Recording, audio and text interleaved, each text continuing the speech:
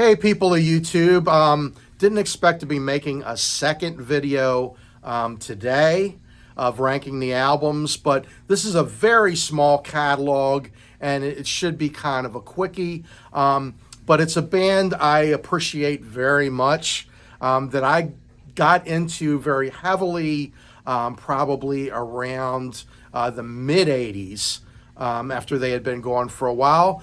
But it is Bill Nelson's old group, Bebop Deluxe. Of course, Bill Nelson, very much a genius musician, guitar player, singer, songwriter, who I totally love. So it's a small catalog. We're talking about 5 studio albums.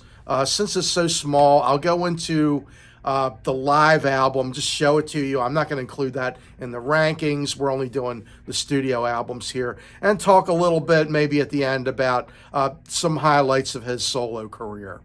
So at number 5, we are going to put the debut album, which is called Axe Victim. I love this cover. Kind of looks like a heavier rock album than it actually is. Let's take a look at the band on the back cover, and there's Mr. Nelson here with his Les Paul style guitar. This is very influenced by early 70s British glitter and glam rock, very David Bowie, Spiders from Mars era band. I can hear a little Mata Hoople in here. In the title track, maybe a hint of the first Queen album, especially in the vocal. But when you come down to it, it's a very formative album. The members on this album would not continue past this record. Bill Nelson would have a completely new lineup by Futurama, the second album. Here he's listed as William Nelson. Before this, he had done an acoustic solo album called Northern Dream, pretty obscure type of album. So Bill Nelson on this album plays lead guitars, lead vocals, acoustic guitar, and grand piano.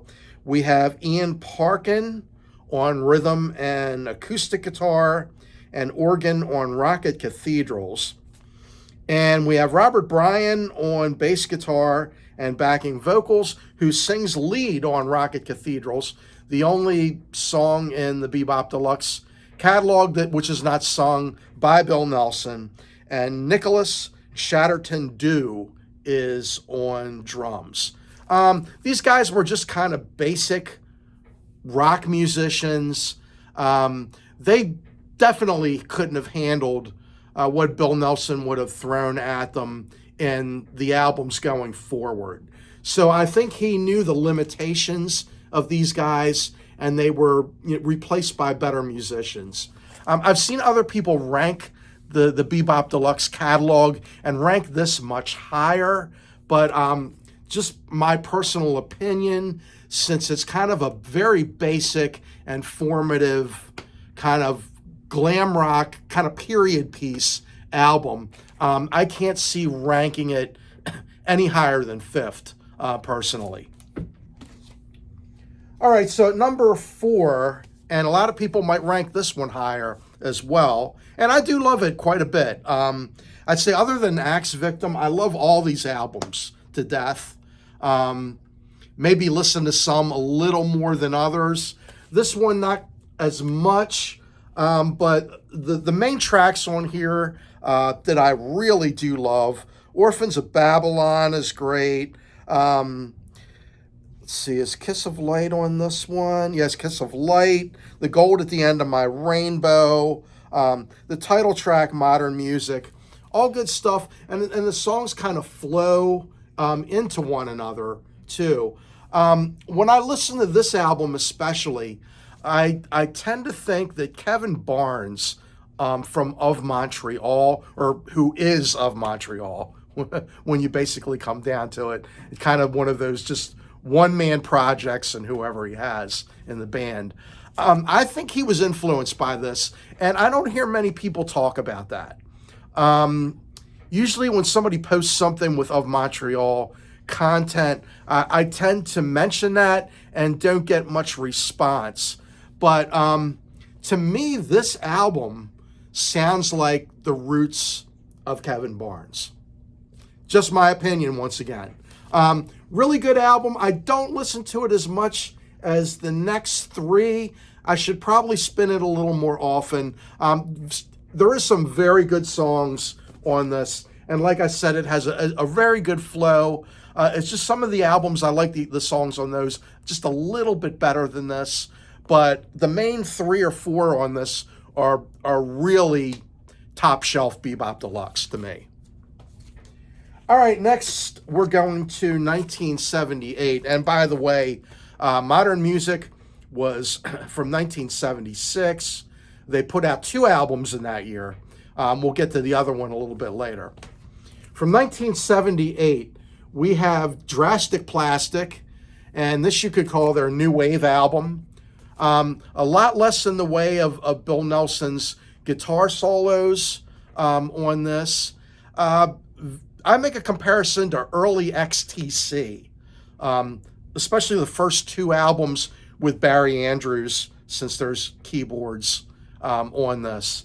Yeah, it's some very good songs on this. You could say some of it might be a little derivative or trying to fit in with a new era, trying to take the Guitar Hero thing back a step and bring kind of a little poppier, modern songs into the forefront. But I just like the tunes on this album so much. Electrical Language is a really great synth-heavy song on this. Just a great record. Panic in the World, great song that opens up side 2. That may be my favorite track on the whole album. But yeah, I rank this one a lot higher than most Bebop Deluxe fans do. A lot of them would put Axe Victim ahead of this, and this was the final Bebop Deluxe album. But I like this direction, and we'll talk about an album that came out after this, another Bill Nelson group at the end, which if you like this record, it's very similar. All right, so now getting to number 2 from 1975 is Futurama. This is the second Bebop Deluxe album, and there's a big change musically, jumping from Axe Victim to this album. All new members of the band here. We get Charles Tumahai.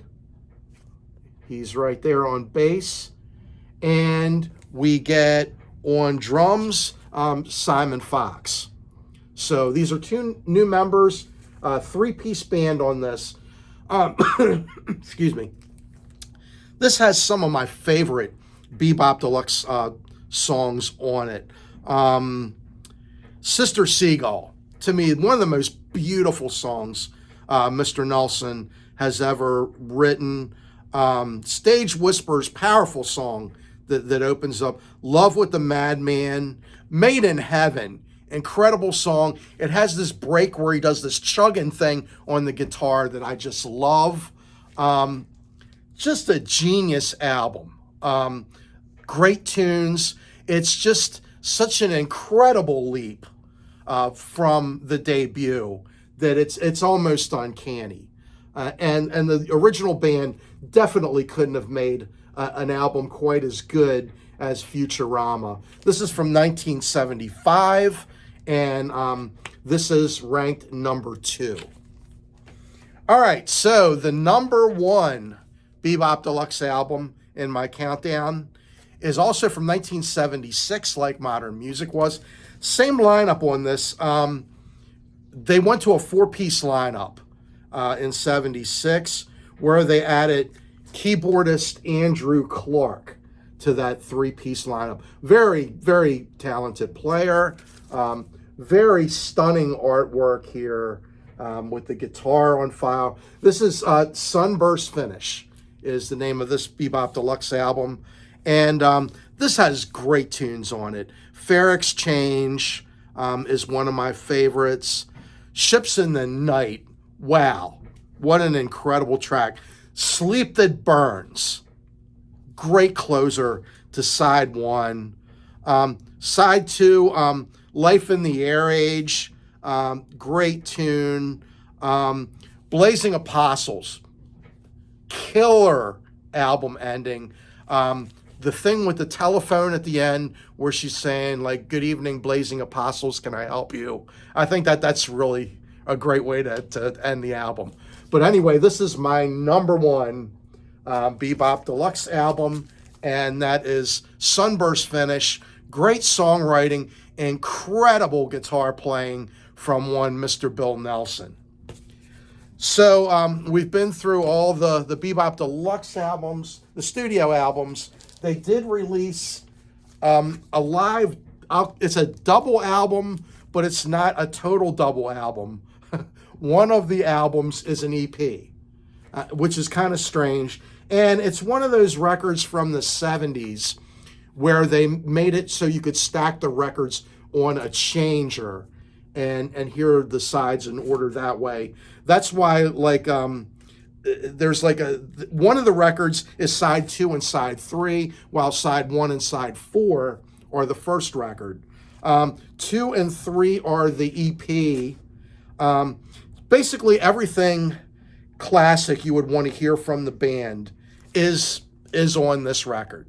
It's a fine example and almost like a greatest hits live type of thing. It's called Live in the Air Age. Of course, they have a song called Life in the Air Age. It's taken from, and of course, you got the robot here from Metropolis and other scenes from that as well. Really stellar live recording from Bebop Deluxe. I would highly recommend that.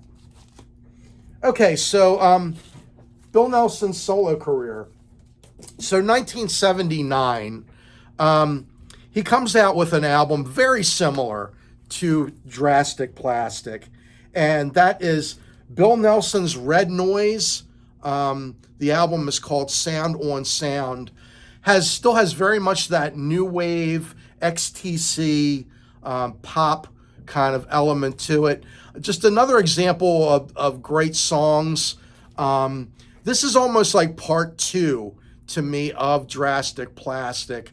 I think he did a second Red Noise album, but I do not have it. Probably kind of difficult to find. Jumping ahead to 1984, he had done a lot of instrumental type stuff. Here is a good vocal, more pop type of album. It's called Vista Mix. There's a song on this that got a lot of play on like college radio at the time called Acceleration.